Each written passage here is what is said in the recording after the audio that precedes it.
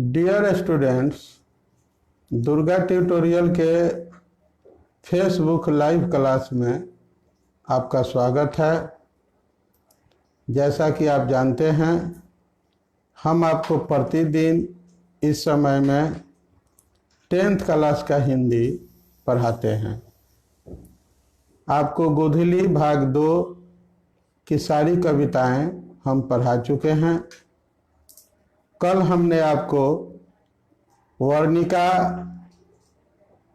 पुस्तक से एक कहानी पढ़ाया था, दही वाली मंगमा। आज हम दूसरी कहानी आपको पढ़ाने जा रहे हैं। यह कहानी जो है, इसके मूल लेखक सातकोरी होता है। जैसा कि हमने आपको बताया था कि वर्णिका में 5 कहानियां हैं। पांचों कहानियां 5 प्रमुख भाषाओं से ली गई हैं। तो ये कहानी जो है आपकी, यह उड़िया यानी उड़ीसा की जो भाषा है उससे ली गई है। तो सबसे पहले हम थोड़ा परिचय आपका, इसके जो कहानीकार हैं सातकोरी होता, उनसे आपका परिचय कराते हैं। दक्षिण भारत की भाषाओं के साहित्य में उड़िया भाषा के साहित्य का एक अपना अलग स्थान है, और उसमें भी सातकोरी होता का एक बहुत ही महत्वपूर्ण स्थान कथाकार के रूप में है। उनका जन्म 29 अक्टूबर 1929 को उड़ीसा के मयूरभंज में हुआ था। वे भुवनेश्वर में भारतीय रेल यातायात सेवा के अंतर्गत रेल समन्वय आयुक्त व उड़ीसा सरकार के वाणिज्य और यातायात विभाग में विशेष सचिव तथा उड़िया राज्य परिवहन निगम के अध्यक्ष रह चुके हैं। इन प्रशासनिक पदों पर रहते हुए भी उन्होंने अपने को निरंतर साहित्य सेवा में लगाए रखा। उड़िया के कहानीकारों में तो उनका प्रमुख स्थान है ही, यह बहुत बड़ी बात है। अब तक 1 दर्जन से अधिक पुस्तकें उनकी प्रकाशित हो चुकी है। उनकी कथा साहित्य में जीवन की गहरी आंतरिकता और स्वाभाविकता की अभिव्यक्ति हुई है। उनकी सुप्रसिद्ध कहानी ढहते विश्वास जो है, एक पुस्तक है जिसका नाम है उड़िया की चर्चित कहानियां। ये विभूति प्रकाशन दिल्ली से प्रकाशित हुई है, और इस कहानी का हिंदी में अनुवाद राजेंद्र प्रसाद मिश्र ने किया है। तो आइए अब हम कहानी में चलते हैं। ढहते विश्वास कहानी के बारे में हम आपको जो है बता रहे हैं। तो ढहते विश्वास कहानी जो है, ये उड़िया भाषा की कहानी है। इसके कहानीकार सातकोरी होता है, और इस कहानी की प्रमुख पात्र है लक्ष्मी, जो इस कहानी की नायिका भी है, और लक्ष्मण जो लक्ष्मी का पति है, गुण निधि जो पड़ोस का एक नौजवान है, लक्ष्मी का बड़ा बेटा जिसका नाम अच्युत है। लक्ष्मी को कुल 4 संतान हैं, 2 लड़के हैं और 2 लड़कियां हैं। इस कहानी का प्रतिपाद्य विषय जो है वो ये है कि हमें देवी देवता के भरोसे रहने के बजाय अपने कर्म में ज़्यादा भरोसा करना चाहिए, और अपने कर्म के बल पर ही दुनिया में आगे बढ़ने का प्रयास करना चाहिए। जैसा कि गीता में भी श्री कृष्ण ने अर्जुन को समझाया है कि कर्मण्येवाधिकारस्ते मा फलेषु कदाचन, यानी कि हे अर्जुन, कर्म पर तुम्हारा अधिकार है, कर्म करो। जो इंसान जैसा कर्म करता है उसको उसके कर्मों के अनुरूप निश्चित रूप से फल मिलता है। इसलिए अच्छा कर्म करने का हमेशा प्रयास करना चाहिए। इस कहानी का शीर्षक ढहते विश्वास क्यों रखा गया है?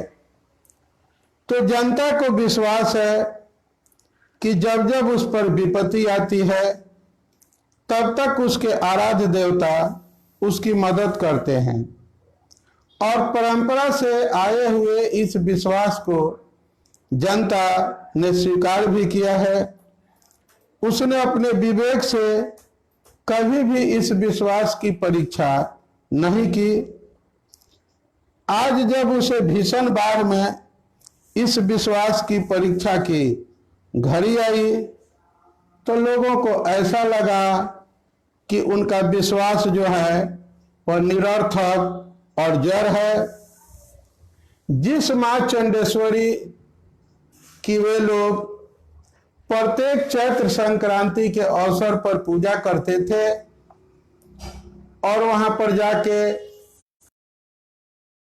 मेला भी लगता था, उत्सव भी करते थे, मुसीबत की घड़ी में उनकी आस्था की दीवार ढह गई और मां चंडेश्वरी उनकी कोई मदद नहीं कर पाई, उनकी कोई रक्षा नहीं कर पाई। इससे लोगों का जो विश्वास का किला है, भरोसे की जो दीवार है, वह ढह गई। इसलिए इस कहानी का शीर्षक ढहते विश्वास रखा गया है। अब आइए इस कहानी का सारांश हम आपको बताते हैं। तो इस कहानी की प्रमुख पात्रा लक्ष्मी है। लक्ष्मी का पति लक्ष्मण कलकत्ता में नौकरी करता है, लेकिन उसके नौकरी से इतना पैसा नहीं मिलता है कि परिवार का ठीक से गुजारा किया जा सके। इसलिए लक्ष्मी तहसीलदार के घर में काम करके कुछ पैसा कमाती है। इसके अलावा लक्ष्मी के पास 1 बीघा पैतृक जमीन है। इसके अलावा वो दूसरे के जमीन पर भी खेती करती है।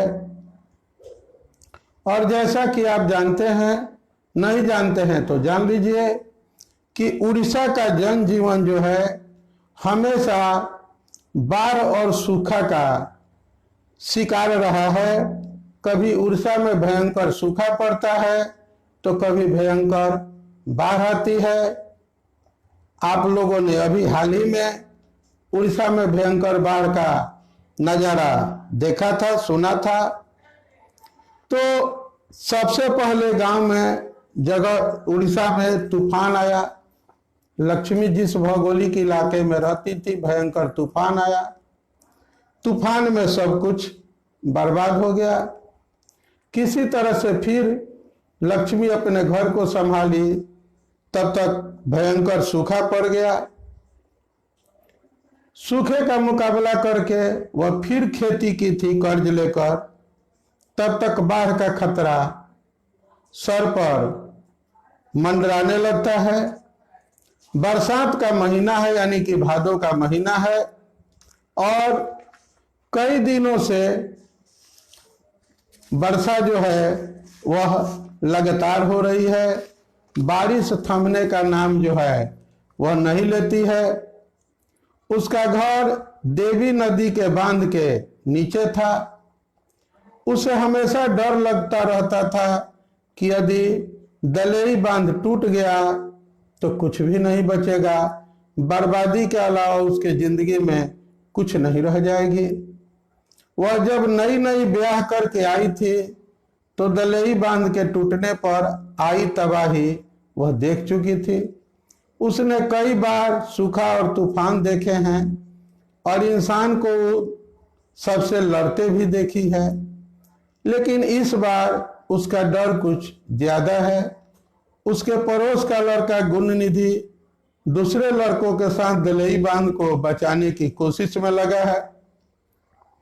लक्ष्मी अपने बड़े बेटे अच्युत को भी उनके साथ भेज देती है। गांव के बूढ़े भी इसमें साथ दे रहे थे। लड़कों को जो है वे लोग उचित निर्देश दे रहे थे, किंतु बारिश का पानी बढ़ता ही जा रहा था।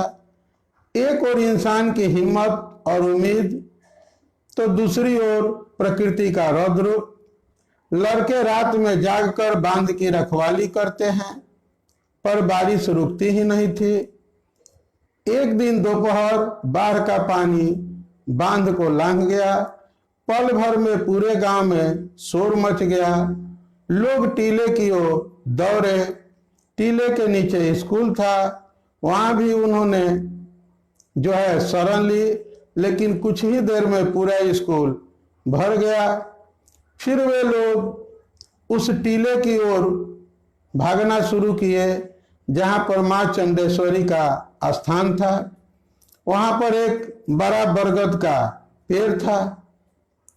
लक्ष्मी को आस पड़ोस के लोग कहते हैं कि बहन भाग चलो, बाढ़ का पानी बढ़ता जा रहा है, लेकिन वह अपने बेटे अच्युत का इंतजार करती है। इसी दौरान उसे देर हो जाती है। तब गांव वाले कहते हैं कि बहन अगर अब नहीं भागोगी तो जान यहीं गंवाना पड़ेगा। तब लक्ष्मी अपने बच्चों को लेकर और वहां से भागती है, लेकिन बाढ़ के पानी में वह फंस जाती है। बाद में वह पानी में बहने लगती है और बरगद के पेड़ के किसी शाखा से जाकर वह फंस जाती है।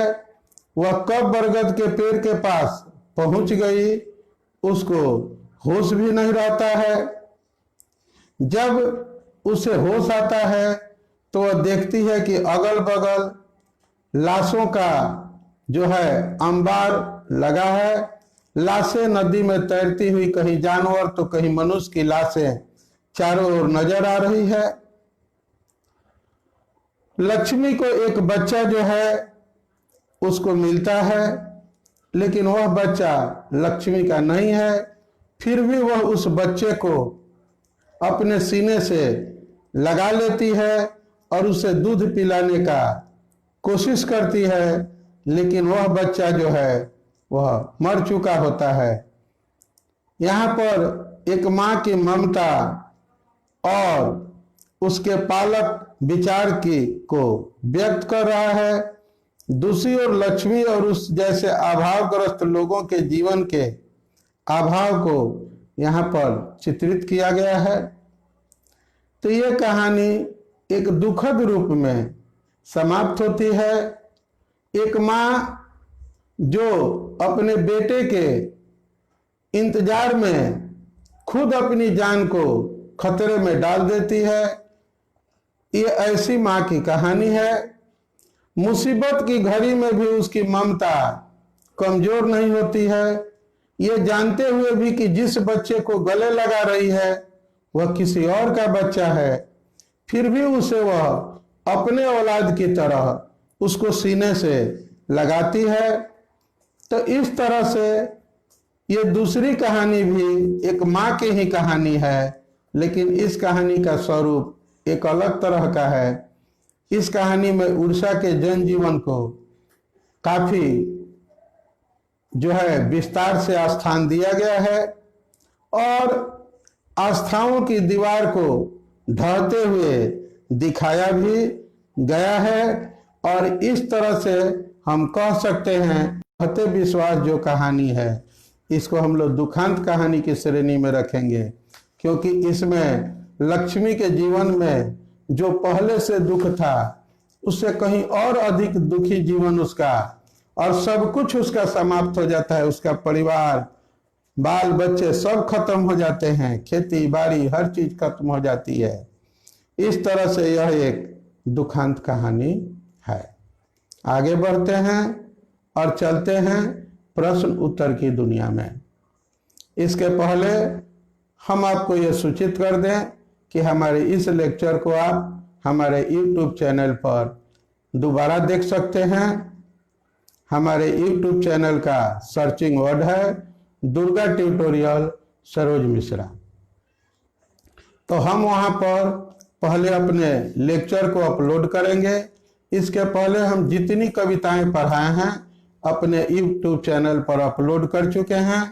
उसमें जो भी प्रश्न उत्तर है अभी अपलोड नहीं किए हैं।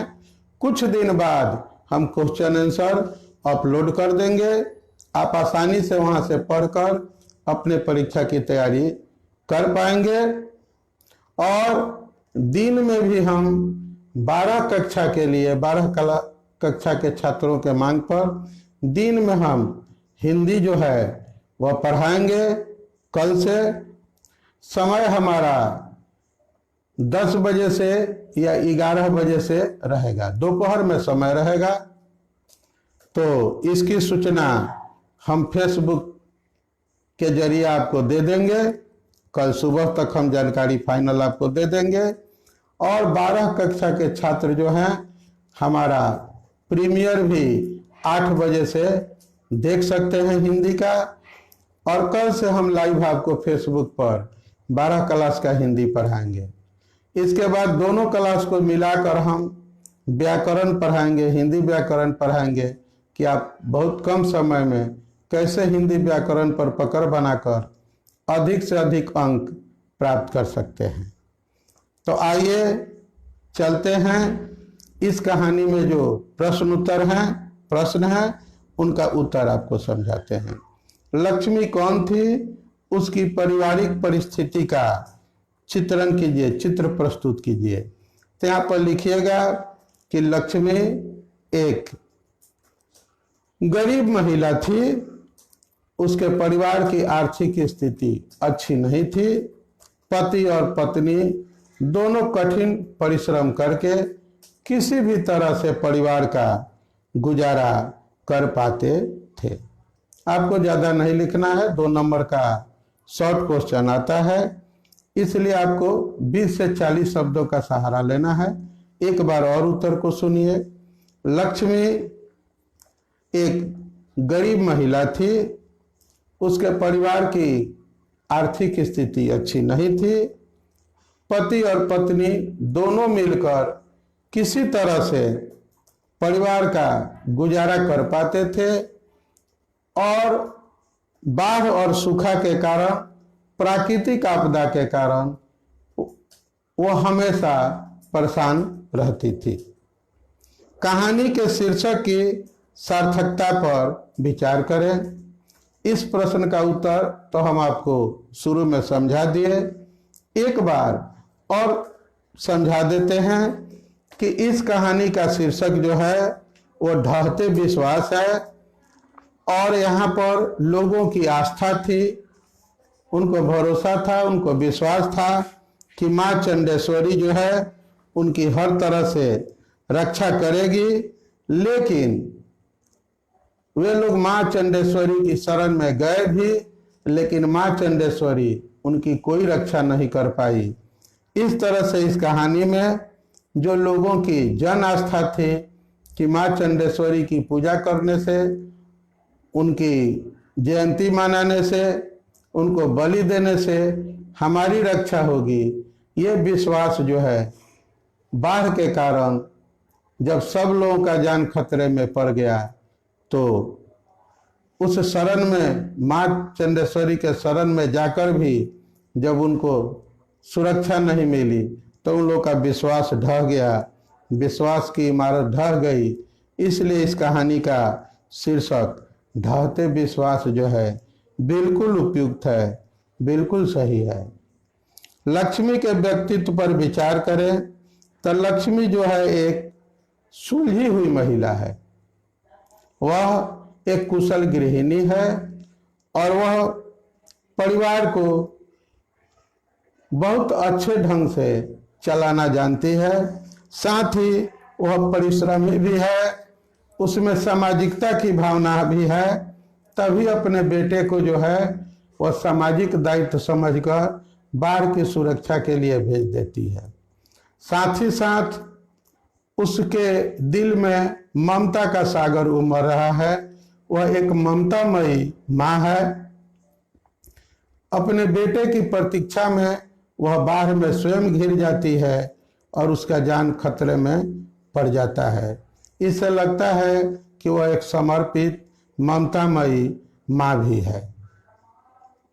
विपत्ति अकेले नहीं आती है, बल्कि